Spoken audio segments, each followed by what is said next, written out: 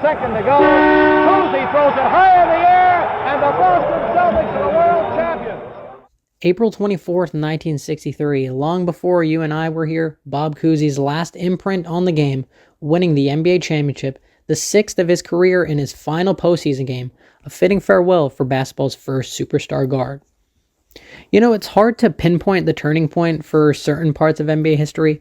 Obviously, you have Magic and Bird's resurgence in the 80s, Kareem getting drafted, then running the league for the next 2 decades, or the Chicago Bulls changing how teams are built.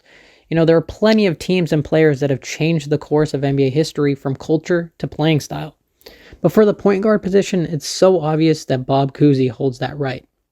Without Bob Cousy, your favorite point guard simply wouldn't exist. Whether it be Tyrese Halliburton's 20 and 11 games, Steph Curry dribbling through 3 defenders, or Kyrie Irving's dribbling wizardry, even Magic Johnson.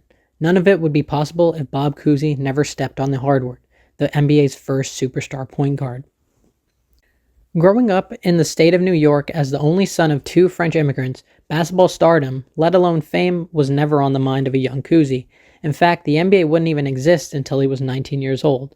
Cousy was born 1 year before the start of the USA's Great Depression, making his upbringing far from the heights he'd achieve as a member of the Boston Celtics.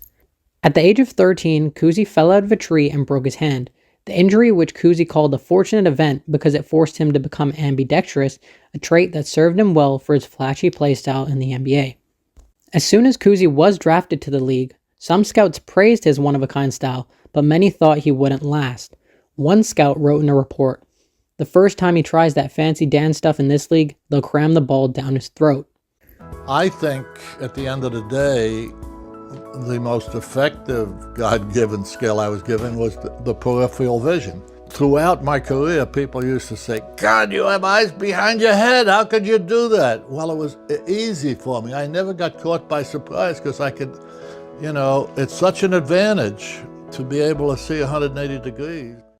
Originally drafted to the Tri-Cities Blackhawks, Cousy refused to report to the team because of a driving school business he had back home. The future Hall of Famer had no interest in relocating to a small town. Once Cousy's head coach, Red Auerbach, agreed to pay his salary demands, he was now a member of the Boston Celtics.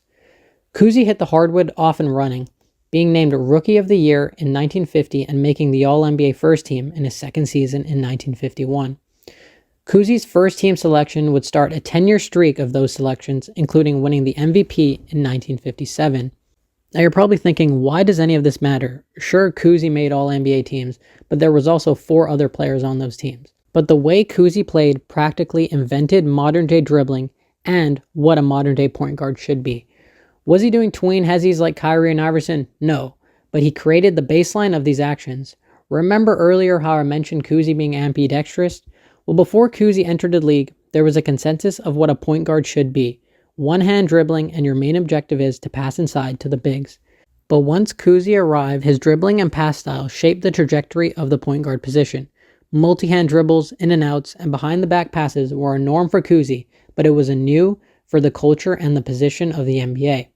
If I were arguing my case in court, I'd say I'd put my creative instincts against anybody who's ever played the game, frankly, and how I saw the floor. And all we did was run. We didn't have any freaking plays. We had 6 plays, and if we never called them, Outback was a happy camper. That meant we blew their doors off with the transition game. Cousy led the NBA in assists for 8 straight seasons, peaking at 9.5 in 1960. Well, you're probably thinking, oh, of course he'd do that. There were only like 7 teams back then. There's less players to compete with. Well, that may be true. Let me quickly compare that to the modern day point guard. In 2024, Tyrese Halliburton won the assist title with 10.9 assists per game. That means over 60 years later, there's only been about a 1.4 assist increase in terms of who's the best passer. Compared to other stats like scoring, threes made, and field goal percentage, there's been a much bigger increase from the 60s to now.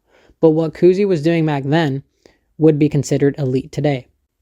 Going back to the 2024 season where Halliburton won his assist title, the league average field goal percentage was 47%, compared to just 41% of Cousy's era, which means Cousy's teammates put the ball in the hoop less times per possession, but Cousy still had a similar playmaking production of today's era. Sure, Cousy never surpassed double-digit assists like Oscar Robertson the year after him, but I don't think anyone expected him to. You, Bob, my congratulations. I know Bobby. you went out with the type of game that you wanted to go out with, didn't you? Well, believe me, Bob, I've been very, very fortunate in my 13 years, and God certainly granted my last wish. Well, I'll say... What a way to go out. Oh, my God, oh, wonderful. Cousy retired as a 13-time NBA All-Star, 6-time NBA champion, the first player to surpass 6,000 career assists, and is one of only 4 players to be selected to 4 NBA anniversary teams. So there you have it. Bob Cousy is the inventor of everything awesome. Everything you've ever seen, say thank you, Mr. Cousy. We'd be nothing without you. The first ever true point guard. Let's start respecting those who came before us and paved the way for every tween, every ISO, and every no-look pass.